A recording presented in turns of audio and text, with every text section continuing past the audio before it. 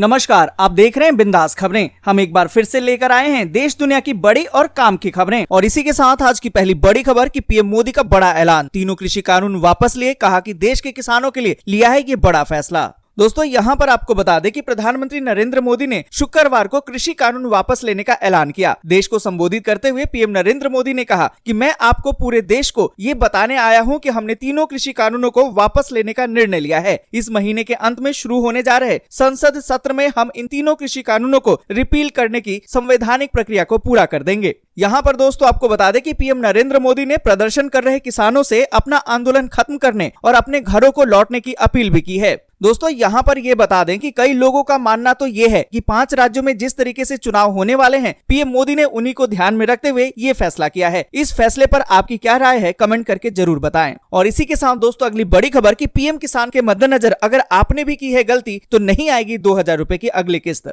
यहाँ पर दोस्तों आपको बता दें कि केंद्र सरकार की तरफ से किसानों के खाते में पीएम किसान सम्मान निधि योजना की 10वीं किस्त 15 दिसंबर को आएगी। सरकार की तरफ से ये पैसा सीधे किसानों के खाते में ट्रांसफर किया जाएगा, लेकिन कई बार छोटी गलतियों की वजह से आपकी किस्त रुक जाती है। अगर आपने भी ऐसी कोई गलती नहीं की है तो आपका पैसा आपके खाते में ट्रांसफर हो जाएगा, पर अगर आपने कोई भी गलती की होगी तो आपके 2000 रुपए की किस्त रुक जाएगी। यहाँ पर आपको बता दें कि हो सकता है कि आपके कागजात में कोई कमी रह गई हो, मसलन कि हो सकता है कि आपके आधार कार्ड, अकाउंट नंबर और बैंक अकाउंट नंबर में गलती हो। अगर ऐसा हुआ होगा तो आने वाली किस्त आपको नहीं मिल पाएगी। अगर आप चाहते हैं कि आपकी अगली किस्त बिना किसी रुकावट के आपके खाते में आ जाए तो आप अपना स्टेटस चेक करें। अगर कोई गलती हुई है तो उसमें सुधार करें। और इसी के साथ दोस्तों बढ़ चलते हैं अगली बड़ी खबर की तरफ और आपको बता दें कि देश में और तेजी से बढ़ जाएंगे तेल, पेट्रोल और गैस सिलेंडर के दाम। दोस्तों यहाँ पर आपको बता दें कि देश में महंगाई अभी और तेजी से बढ़ सकती है। आम जनता पेट्रोल, डीजल, गैस सिलेंडर समेत सब्जियों, खाने के तेल और दाल चावल जैसी जरूरी चीजों के बढ़ते दामों से खासी परेशानी हो रही है। महंगाई अपने रिकॉर्ड स्तर पर आ गई है। इंटरनेशनल कंपनी और ट्रेड एसोसिएशन ने भी चेतावनी जारी कर दी है कि हालात अभी और खराब हो सकते हैं, क्योंकि भारत के अलावा अमेरिका और चीन जैसे देशों में भी महंगाई को लेकर हालात कुछ ऐसे ही हैं। तो दोस्तों आपको क्या लगता है, क्या सरकार महंगाई पे कोई भी लगाम नहीं लगा पा रही है? ऐसे में कमेंट करके जरूर बताएं।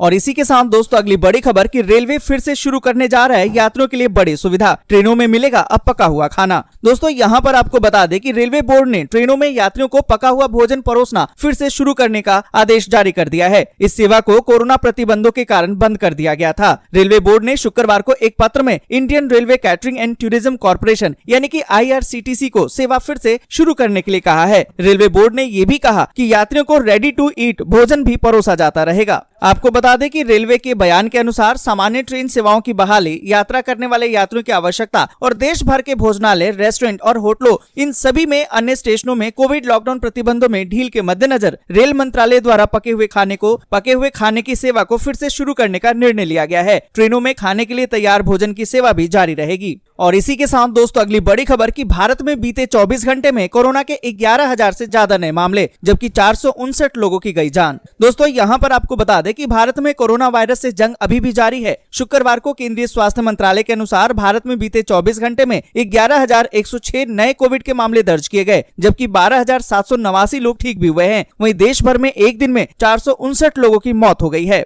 दोस्तों आगे बढ़े उससे पहले वीडियो को लाइक और शेयर जरूर कर दें। अगर अभी तक आपने चैनल को सब्सक्राइब नहीं किया है तो सब्सक्राइब जल्दी से कर लें। और इसी के साथ दोस्तों अगली बड़ी खबर कि क्रिप्टो करेंसी को टैक्स के दायरे में अब लाने के लिए बदला जा सकता है इनकम टैक्स कानून। सरकार कर रही है इस पर विचार। दोस्तों यहाँ पर आपको बता दें कि सरकार क्रिप्टो करेंसी को टैक्स के दायरे में लाने के लिए आयकर अधिनियम यानी कि इनकम टैक्स कानून में बदलाव का विचार कर रही है। इनमें से कुछ बदलाव अगले साल के बजट का हिस्सा भी हो सकते हैं। एक खबर के मुताबिक राजस्व सचिव तरुण बजाज ने कहा कि इनकम टैक्स के संदर्भ में कुछ लोग पहले से ही क्रिप्टो करेंसी में होने वाले इनकम पर पूंजी लाभ कर का भुगतान भी कर रहे हैं। माल और सेवा कर यानी कि GST के संबंध में कानून बहुत ही स्पष्ट है कि दर दूसरी सेवाओं की तरह ही लागू होंगी। यहाँ पर आपको बता दें कि खबर है कि बजाज ने बताया कि हम फैसला लेंगे। मैं समझता हूँ कि पहले से ही लोग इस पर टैक्स चुका रहे हैं और अब सवाल तो ये है कि वास्तव में ये बहुत ही बढ़ गया है। तो हम देखेंगे कि क्या कानून की स्थिति में कुछ बदलाव हो सकते हैं या लाने की तैयारी की जा सकती है। और इसी के साथ अगली बड़ी खबर कि राकेश टिकैत बोले आंदोलन तत्काल वापस नहीं होगा, संसद में कानून रद्द होने का इंतजार करेंगे।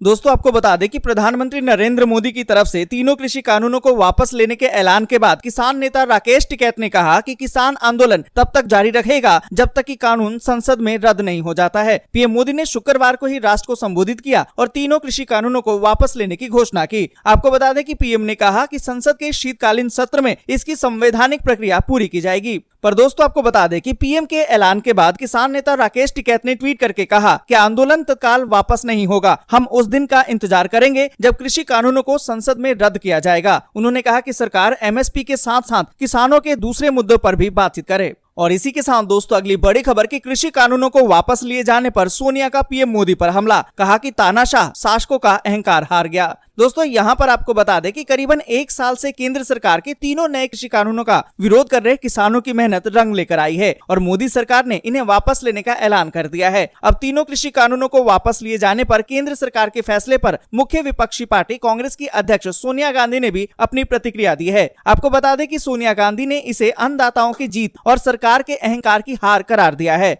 सोनिया गांधी ने फैसले पर खुशी जताते हुए कहा कि लगभग 12 महीने के गांधीवादी आंदोलन के बाद आज देश के 62 करोड़ अन्नदाताओं, किसानों, खेतिहर मजदूरों के संघर्ष और इच्छा शक्ति की जीत हुई है।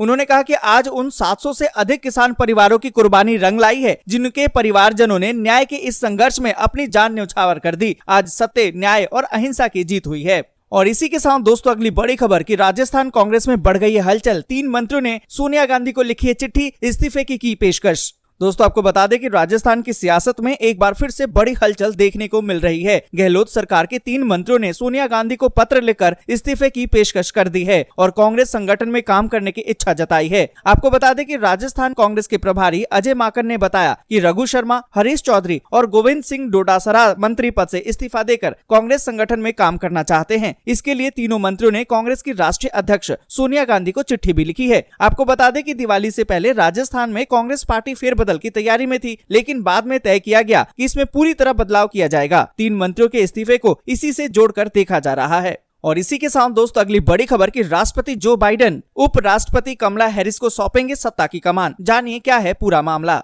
दोस्तों यहाँ पर आपको बता दें कि अमेरिका के राष्ट्रपति जो बाइडेन अपनी शक्तियों को कुछ समय के लिए उपराष्ट्रपति कमला हैरिस को स्थानांतरित करेंगे, यानी कि सौंप देंगे। व्हाइट हाउस के द्वारा जारी की गई इस जानकारी के अनुसार राष्ट्रपति जो बाइडेन कोलोनोस्कोपी के लिए एनेस्थीसिया लेने वाले हैं और ये उनकी रूटीन चेकअप की प्रक्रिया का हिस्सा है। इस दौरान वो स्थिति में नहीं होंगे कि राष्ट्रपति के दायित्वों का निर्वहन कर सकें। इसके लिए कुछ दिनों के लिए अमेरिका संविधान में राष्ट्रपति जो बाइडेन अपनी सभी शक्तियां उपराष्ट्रपति कमला हैरिस को सौंप देंगे। और इसी के साथ दोस्तों अगली बड़ी खबर की तमिलनाडु में बारिश का कहर, घर गिरने से 4 बच्चों समेत 9 लोगों की मौत। दोस्तों यहाँ पर आपको बता दें कि तमिलनाडु के कई हिस्सों में भारी बारिश का कहर जारी है। इस भीषण बारिश ने आज एक बड़ी दुर्घटना घट गई है जब राज्य के वेल्लोर जिले में लगातार बारिश हुई और इससे एक घर गिरने से 9 लोगों की मौत हो गई। आपको बता दें कि मारे गए इन 9 लोगों में 4 महिलाएं, 4 बच्चे और 1 पुरुष शामिल थे। दोस्तों आज के लिए बस यहीं तक। वीडियो आपको अच्छी लगी हो तो लाइक और शेयर जरूर कर दें। अगर अभी तक आपने चैनल को सब्सक्राइब नहीं किया है तो सब्सक्राइब जरूर से कर लें।